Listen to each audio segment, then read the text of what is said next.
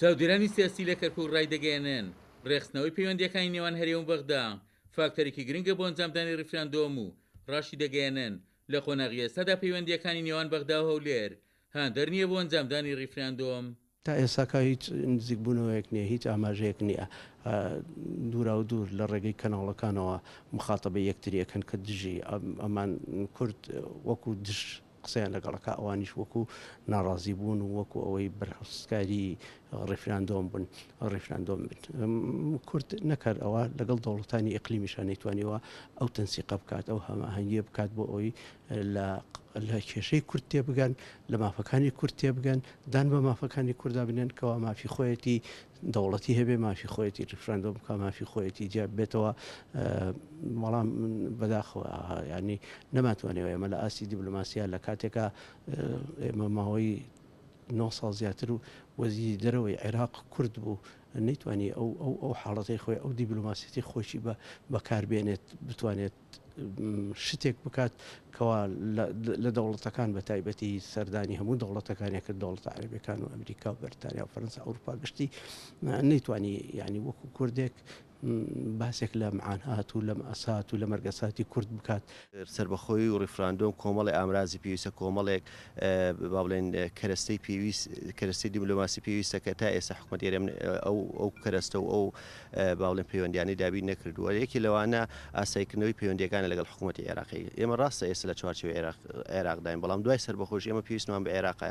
عێراق یەکێکە دەبێت یەکی لە دوای دەوڵەت بوون و سربەخۆی دەبێت یەکێک لەو ڕێڕەوانەی کە بۆ هەناردەکردنی نەوت بە ڕێگای ئوردن بۆ دەریای سوور پێویستمان پێبێ. لە هەمان کاتدا بۆ گەیشتن بە کۆمەڵێ با بڵێن ڕێگای تری وەک دەواازەی سنووری بەکاری بێنین و هاوکات ئێمە ئەگەر سربەخۆش ڕاگەێنین تا ماوەیەکی زۆر لەگەڵ دەوڵەتی عێراقدا دەبێ وەک یەکێتیەکی هاوبەش بمێنینەوە تا ئەوەی کێشە جوگرافیەکانمان چارەسەرەکەین. بۆیە حکوومەتی هەرێم بەداخەوە هێندەی خۆی بەستوتەوە بە پێگەنێ دەوڵەتیەکان و هێندە ئاور لە عێراق ناداتەوە کە ئەمشێکی کە لەو زیانەکە و ئەمش بە بەردەوام حکوومەتی هەرێم هیچ کاتێک پلان و استراتیژی نەبووە. ئێمە بەر لە 3 ساڵوتمان حکوومەتی هەرێم دەبێت پرۆژەی هەبێ بۆ قۆناغی دوای داعش. قۆناغی دوای داعشدا دەستی پێکرد تا ئێستا حکوومەتی هەرێمی هیچ پلانێکی نییە. ئەندامێکی مەکتەبی سیاسی حزبی زەحمەتکێشانی ڕای دەگەیەنێت لە بنەڕەتدا پرسی ڕیفراندۆم وەک پەرچەکردار لە بەرامبەر بەغدا هێنراوەتەکایەوە و تێبینیش لەسەر خراپی پەیوەندیەکانی نێوان هەولێر و بەغدا دەخاتە ڕوو. هەموو لایەک دەزانین ئەگەر قەرار بێ ڕفراندۆم بکرێ، ئەگەر قەرار بێ جدێت لەم مەسەلەیە هەبێ، دوجار هەموو کێشەکان ڕەبتی بەبینی هەرێم و بەغاوە بێ و چارەسەری کێشەکانیش هەر ڕاستەوخۆ پەیوەندی بە هەرێم و بەغاوە بێ. بۆیە منطق وایە باشترین عیلاقە و باشترین پەیوەندی و باشترین سەرفکردنی جهود بۆ چارەسەرکردنی کێشەکان هەر دوجار دەبێت لە ڕێگای بەغاوە بێت، چونکە ئێمە تا ئەو لەحزەیە کە دەستمان لەگەڵ یەکتری دەبێتەوە لەگە بەغاوە دوجاریش دەیان و سەدان کێشە بە هەڵپەسەراوی ئەمێنێتەوە لە بینی هەرێم و بەغایە، چونکە خۆ ئەگەر بەریار بێ دەوڵەتی کوردیش دروست بکەین، خۆ ئێمە دنیایەک تێکەولیەکەمان لەگە بەغایە هەیە، هەتا ئەوانە لێک دەبێتەوە، هەتا دەبێت ئەمە هەمووی لە ئەنجامی علاقاتێکی باش و ئیجابیە جێبەجێ بکرێ.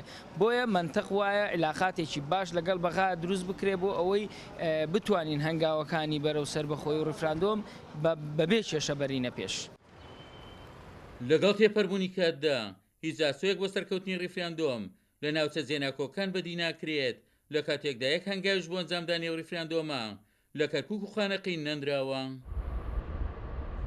سەرباریەوەی جەمەدەکاریەک بۆ ڕیفراندۆم لەم ناوچانە نەکراوە. خودی ئەنجامدانی ڕیفراندۆمەکە کێشەی گەورە بۆم ناوچانە دروست دەکات، بە تایبەت کاستی پەیوەندیەکانی هەرێم لەگەڵ ناوەند هیچ پێشکەوتنێکی تیا بەدی ناکرێت. عومەر غەریب، کورسات نیوز، کەرکووک.